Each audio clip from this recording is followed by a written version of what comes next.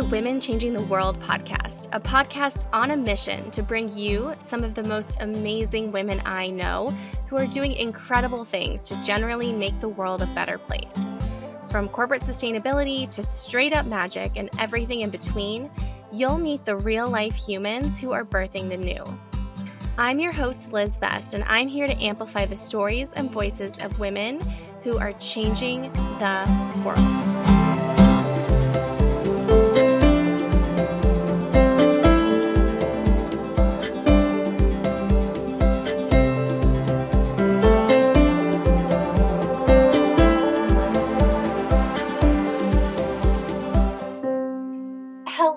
Oh my gosh, I cannot believe that I am back for the first episode of 2022 of the Women Changing the World podcast.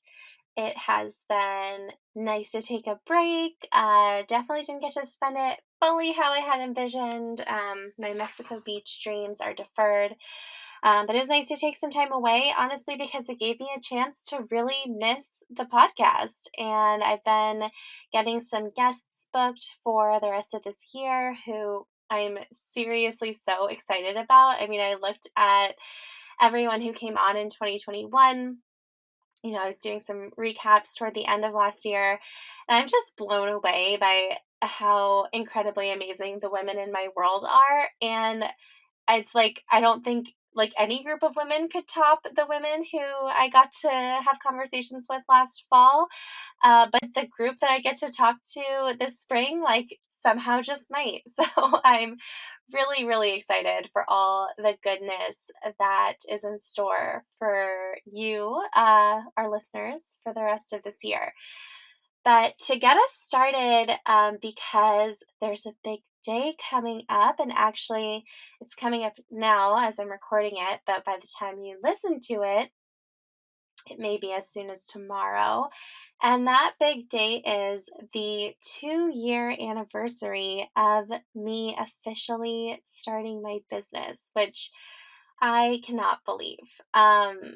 First of all, it's pretty bizarre that all 2 years, with the exception of 4 weeks, has been in the pandemic. Really, really think it's cute that I have this whole box of beautiful embossed gold business cards sitting next to me and have not had many chances to give them out live in person.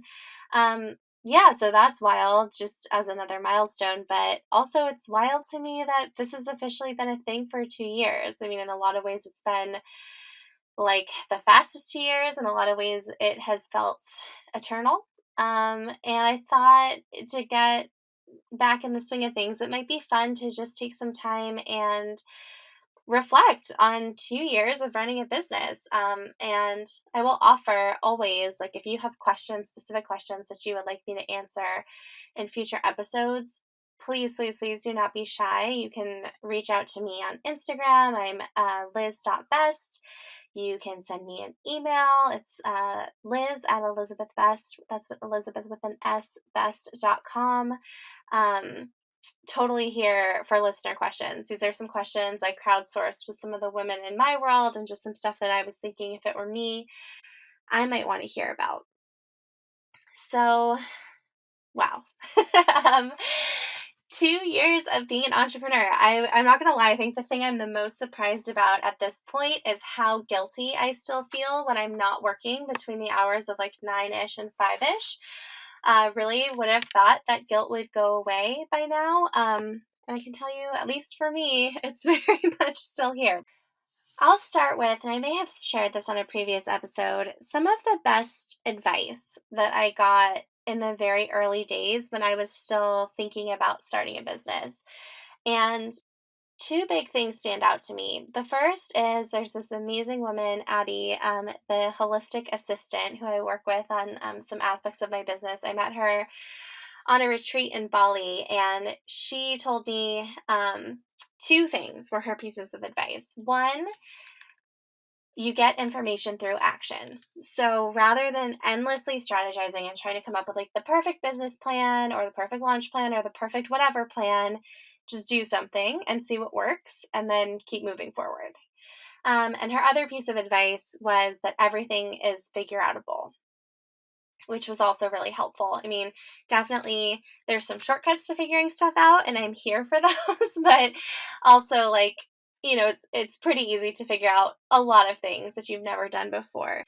Yeah, those are probably two of the biggest and most helpful pieces of advice that I got as I was just getting started, especially information through action, because, yeah, as a planner, it's so easy to want to like plan everything, but you really at some point just got to start doing it. And I guess also the other piece of advice that really it came through more like people's energy maybe than their words when I was in Bali, but just like if you want to like be something next, you got to start calling yourself the thing like in your own head even before um even maybe before you start saying it out loud. I've also found that saying it out loud is a really great trick to help yourself start calling yourself the thing in your head. So, to get more specific about that, being an entrepreneur, which I mean, I say that word and I'm still like, wait, me?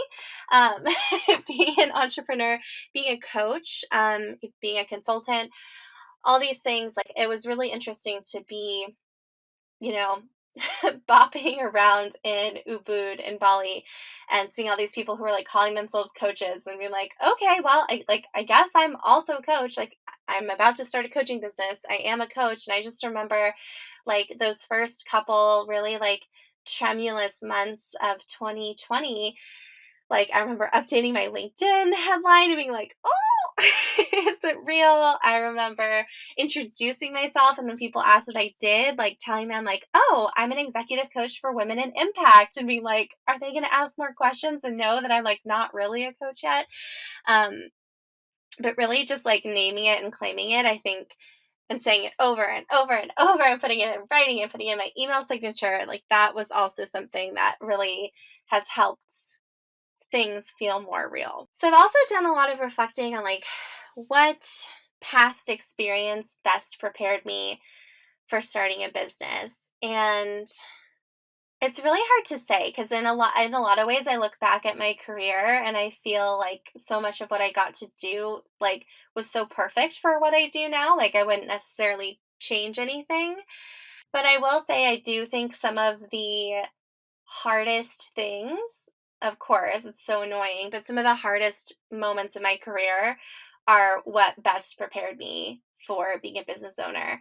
Um, and specifically, I'm thinking about like trying to convince a pair of climate deniers in my first corporate job that we needed to adopt a greenhouse gas emissions reduction goal, and how hopeless that seemed for literally years, banging my head against the wall. uh, it was really, really hard. We did eventually adopt one. Um, but from that experience, I like really got a lot of confidence because I am like, I honestly, from then on in my career, like really couldn't imagine working with anyone more difficult than those two people. So going into like as a consultant, going in to like meet with clients, being in a new job, going in to meet with new execs, like it was just really hard to imagine that they could possibly be any worse than these OG like villains in my climate action focused career. And so I think that really helped from a confidence perspective, just like, okay, the worst case scenario, like I've already faced and dealt with. And so it's most likely going to be easier or more fun than that experience. Um, but then I think too about some of the facilitation experience that I got when I was leading like a collaborative initiative that was really a mastermind for ESG, environment, social governance. Although at the time we were calling it sustainability still, but sustainability leaders, specifically sustainability leaders, focused on reporting, and it was super intimidating. Honestly, got kind of thrown in just like the deep end to just facilitate a meeting, very shortly after taking on leadership of the group. And I'm not going to lie, it was very intimidating to suddenly find myself running a meeting of like 20 something, director level professionals. And it was like my first meeting in the group. I was running the meeting for the group. And I think I think that experience similar. It was like it felt really hard at the time. I mean, it felt scary at the time. Um, I think it went really well. I also think I learned some stuff that I was like, okay, next time I'm gonna definitely do that differently. But it was one of like the kind of like harder and scarier moments, just in terms of like the nature of the timing and the task at hand, and that too is something where it was like the first time was a challenge. The second time was a little easier. Like the third time was easier still, and now getting to facilitate groups, gosh, almost weekly, if not more often. I'm just really grateful that I had that opportunity to do it before, and really build those muscles.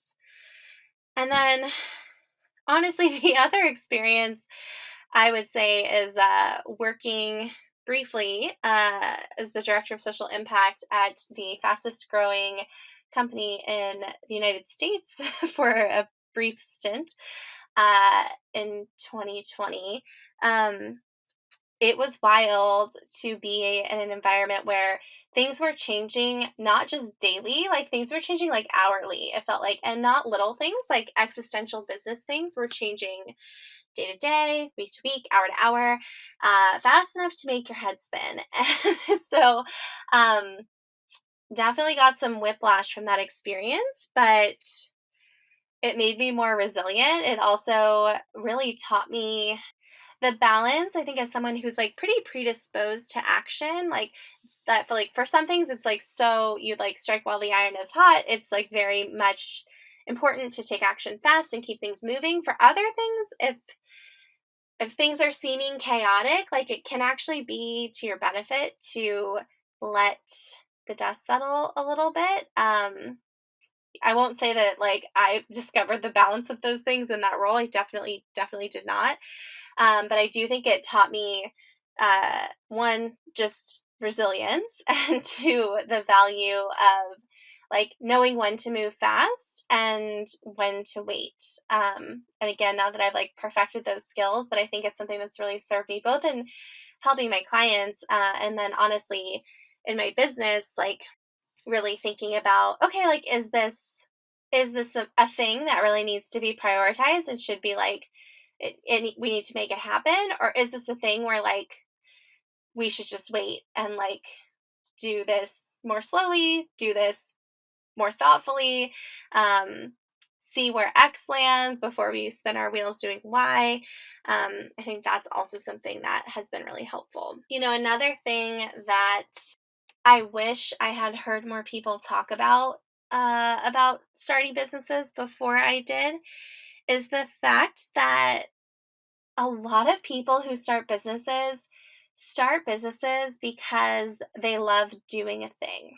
So, for example, like a huge part of why I started my business is because I love coaching. I love being a coach. I love working with people in that capacity. I like really just love helping amazing people be more amazing. I did not necessarily start a business because I love running a business or because I like wanted to start a business. And so much of your day to day, and I think depending on what you do, like you could totally spend most of your time like really in service mode working with clients.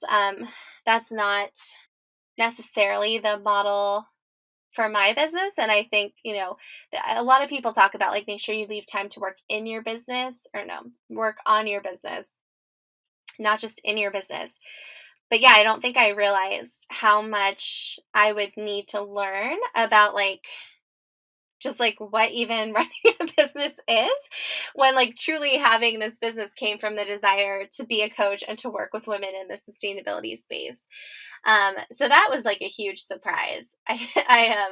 Just like, I mean, and a lot of this stuff you only have to figure out once and everything is figure outable. So like figuring out how to like, if you want to have an LLC, how to file for an LLC, figuring out how to set up a website, figuring out like what platform to use to set up your website, figuring out how to like manage contacts. And then like, even I think once you get a lot of like those fundamental things down, you have like a website up and running, maybe you have a newsletter, you have like content, maybe you have some clients, you've got a bookkeeper, you've got some sort of invoicing system set up, like then depending on how you grow, there's like a whole new set of business related things to learn, right? So, um, how to hire people, uh, how to have hard conversations if things are not going well with the people that you hired, how to, oh my gosh, there's just so much stuff, like how to scale your operations, how, like, yeah, I'm like, how to automate different elements of your business. Like, I think there's just like so many things to learn that are not necessarily related to the actual like passion or cause or reason or service that inspired you to start. And I don't say that as a way to just, as like, with the intent of dissuading anyone. I just wish someone had told me that, like, I was going to learn not only how to be a coach, but also how to do all these other things along the way. You know, a lot of people do ask if you're thinking about starting a business, like where you start, which I think is a great question. Honestly, it so depends, I think, on like what kind of business you want to start and what you want to do. So, for example, for me, when I knew I wanted to start a business focused on coaching, the very first thing I did was hire a coach because I was like, if I'm going to be a coach, then I need to like believe in the power of coaching. If I'm going to like ask people to make this kind of investment, I need to be willing to make this kind of investment. Also, I was like, I don't want to have to figure out all this stuff searching on Google myself. Like, I would love to hire someone who has already done it before, who can give me like some of the shortcuts or just tell me what to do so that I'm not just like piecing it together. So my business coach, who I first hired, Amelia Travis, was on the podcast in 2021. She's amazing. Hiring her like has been one of the best investments I've made in my business. And it was just really helpful to have someone who was like, okay, like here are your options. Like you're going to get on LegalZoom and you're going to like file for a company. You're going to buy a domain, you're going to like get your website set up, just like to really help me, one, have the accountability, but two, also have like a roadmap and a game plan for where to get started. Because it's also, I think, really important to think about, depending on what you're doing. I think it can be so tempting to get caught up in a lot of the like shinier parts of having a business. So to get caught up in like some of the software or in like needing brand photography or like, I could go on. Landing your first client is like one of the most important parts of starting a business, right? Because that makes it real. So, what's like the minimum viable product that you need in order to be able to land that first client? And it honestly may be very little. It may be like you might just need to figure out like what your services are and then tell someone, and they would be like, yes, 100%, let me work with you. But it also, and I'm not a fan of like creating like the perfect like service product, the perfect like package necessarily. You obviously need something to start with, but don't like agonize endlessly over the details because it's probably going to change like 8 times in the first year that you're in business. And going back to that initial piece of advice, like you really do learn by doing. So I remember like coming up with my first coaching package that I was offering in like spring of 2020. And it was like, okay, like here's the details. I had like a PDF that I felt really good about. I think I had some of the details on my website. I had some copy that I loved. I had a way for people to sign up for alignment calls with me to see if it was a fit. But I did get my very first client, like as I was in the process of developing all of that. And it's like also really nice to develop some of those things on an as needed basis, right? It was like, I had to get a contract because I needed, like, someone was ready to sign a contract. So I had to get my contract together. I had to get my onboarding questionnaire together because I was onboarding someone. And so, like, again, while I think it can be like great to start to like plan some of those things ahead of time, it's also like really fun to create them in the moment for a real client because you can like actually create them with that specific client in mind in a way that's really cool. And then you continue to iterate as you keep going. I'm also asked a lot about like different resources and tools that I find most helpful for running my business. And honestly, at this point, at the tier mark, I probably need to go back and do an audit and see, how many things I'm signed up for that I'm not really using. But I'm trying to think of like what some of the things that are absolutely essential for my day to day. I mean, Calendly is something that is incredible. Having some sort of like calendar booking software, I think for like almost anyone can be helpful, but especially if like you're booking calls with clients and potential clients, it's super helpful. I actually did shift from using it to like book most of my one-on-one coaching sessions, but it's really helpful to use for alignment calls. It's helpful to use for random meetings. It's helpful to use for you name it. It's great to have. I actually use it to book podcast interviews. The other thing I use probably weekly is Honeybook is really helpful. That's what I use for invoicing and contracts, and my onboarding and exit questionnaires for clients. So yeah, Honeybook is an awesome tool. They have recently like upgraded everything, and I'm still figuring out how to use it all. But they really do make the paperwork piece like a really joyful experience, which I think is saying a lot. And then the other one, also not fun, but very helpful, is QuickBooks. So having somewhere to send all your receipts so your bookkeeper can like know where things are, that's super helpful. And then Kajabi is essential. That's the site that I use, or the platform I use to run my website on. It's also where you can get all my like courses and workshops. It's where I post stuff for the Girls Club Mastermind. It's where I send my emails from. It's really like an all-in-one solution in a way that's like really helpful and fun. And then I guess the other app or tool that I'll point to that I feel like I'm sure I could live without, but I use it almost every day, is the Chani app, Chani Nicholas's astrology app. I am a huge fan of. There's some like awesome meditations on there. There's some rituals and guides for altar building and horoscopes for the year ahead. And it's just awesome. And I'm a huge fan. I think something that comes up a lot is how you stay motivated when you're primarily accountable to yourself. I'm still figuring this out, honestly, but a couple things. I mean, one, I invent systems or I hire people to hold me accountable. When I'm feeling like my highest self, I put in place the systems that are going to commit me to continuing to act as my highest self. So hiring a business coach is definitely one of them. Signing up for like co-working sessions is another one that's super helpful. Really figuring out, again, like what I need to help make the things happen. Like I love peer pressure from the peers that I love. And so asking friends to help hold me accountable for stuff.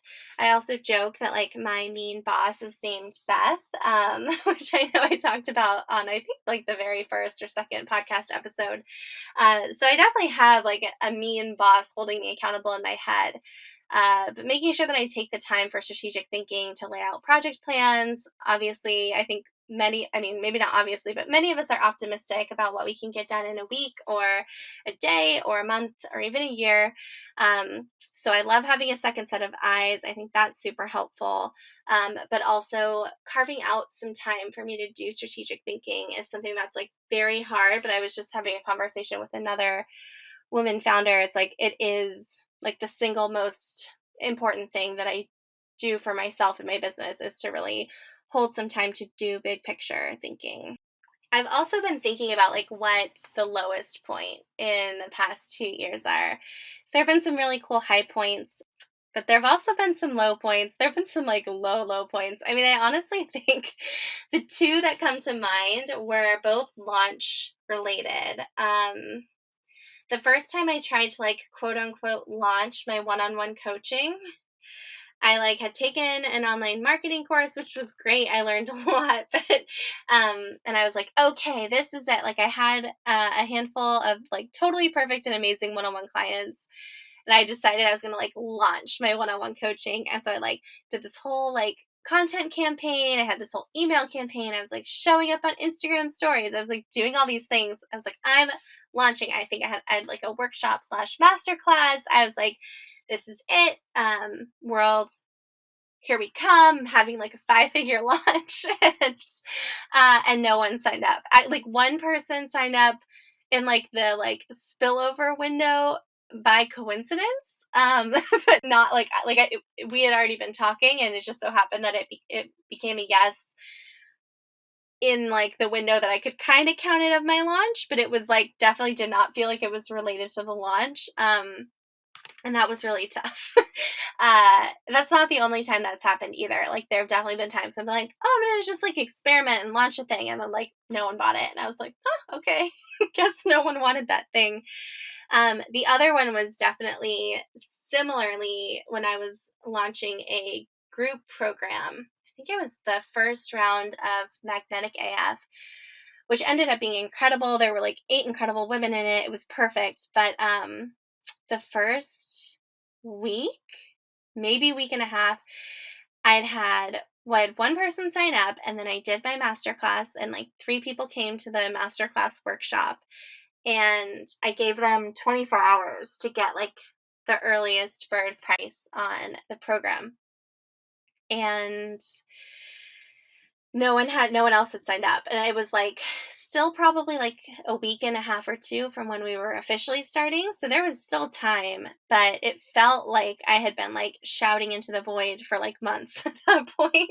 And I was like, oh my god, no one's gonna sign up, and I have like one person who signed up, and I can't have a group program with one person. Like, this is it. I'm a failure. And like, I remember going to happy hour with Josh, and we were in New Orleans, and I was just like, I don't know why I thought I could do this. Like, no one like I put so much like heart and soul and thought into this program, and no one wants it.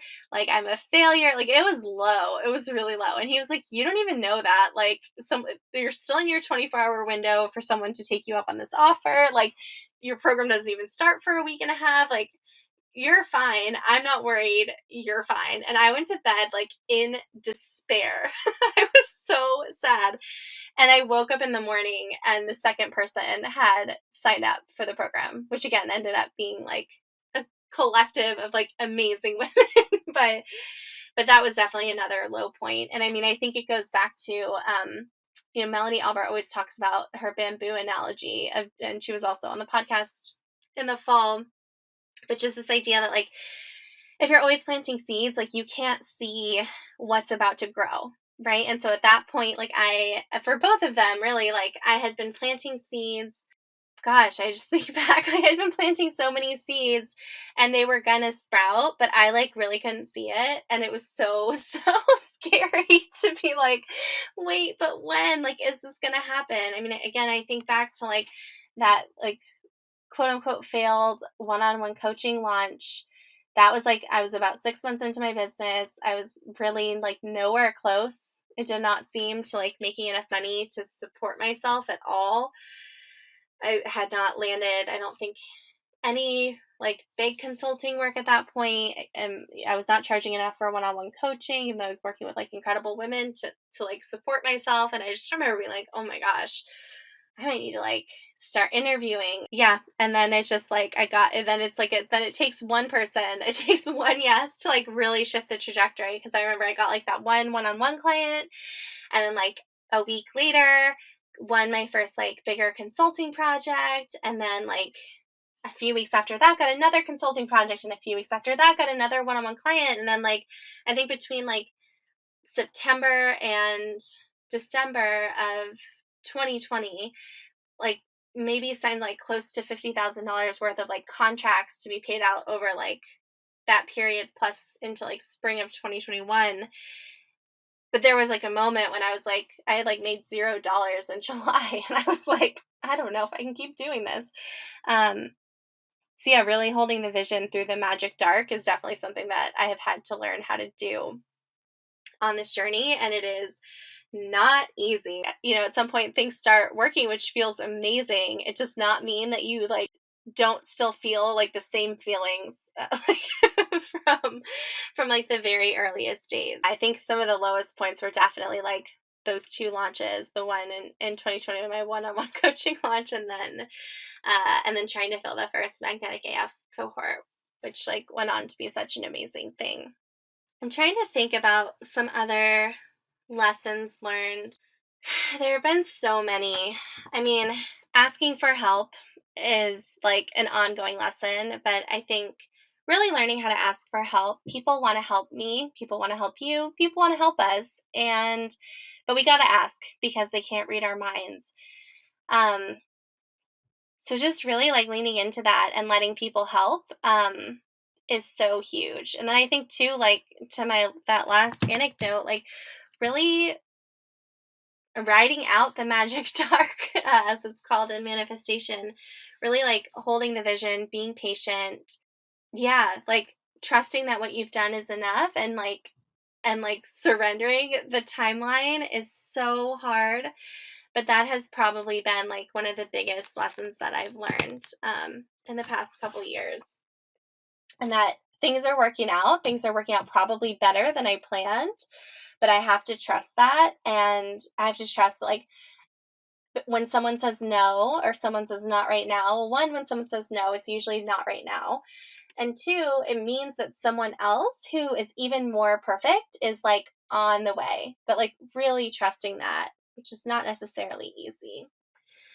I mean, I think also there's just no replacement for getting in a circle with other women. Whether it's like me trying to solve problems in my business, me trying to like come up with solutions or answers or like new ideas in my business, getting in community with other women, which I've had to do mostly virtually for the past 2 years, but have also gotten to do in person a couple times, and that's been pretty magical. That is just so huge. I mean, that's like really like what my business is built upon is that women help other women, and I've watched it happen time and time again. People are so unbelievably generous. Sometimes there's no replacement for like both structured and unstructured time with new people in terms of generating new ideas or figuring out what to do next. And then I think two more big lessons. One, to celebrate everything. I don't know if that counts as a lesson, and you've heard plenty of people talk about this here on the podcast, but really celebrating like every minute because there's so many hard parts that like even the tiniest good parts deserve like a party. So, some of the high points, which I'll get to in a second, of the past 2 years have been the parties for sure. And the smaller moments too of just like really like feeling into the moment, pouring myself a glass of champagne alone, taking myself out to dinner alone, or getting to celebrate with other people, including like my partner, my friends, the women in my world, like yeah, just celebrating everything. Yeah, and then I think saying if it's anything less than like a full body fuck yes, saying no.